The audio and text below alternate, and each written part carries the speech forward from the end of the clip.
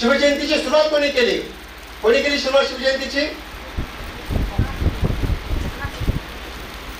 तुमचं बरोबर आहे. छत्रपती शिवाजी महाराजांची भारतामध्ये पहिली शिवजयंती राष्ट्रपिता महात्मा ज्योतिबा फुलेंनी काढलेली आहे. शिवाजी महाराजांचे पहिलं पुस्तक महात्मा फुलेंनी लिहिलं. 1869 ला ओरिएंट छापखान्यामध्ये पहिलं पुस्तक लिहिलं.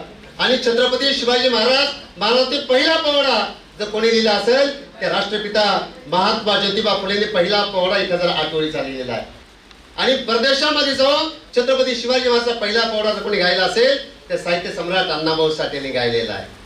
छत्रपती शिवाजी महाराजांना महात्मा फुलेंनी आपली प्रेरणा मानली, आदर्श स्थान मानलं. शिवजयंती सुरू केली मोठ्या प्रमाणामध्ये. आज काय झालेलं आहे की आम्ही आमच्या महापुरुष जातीमध्ये वाटून घेतलेले आहेत.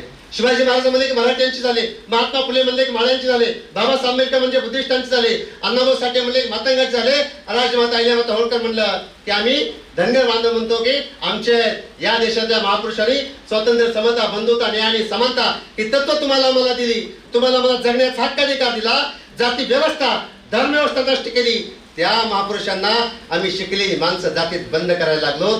इथंच आमच्या महापुरुषांचा पराभव होतोय.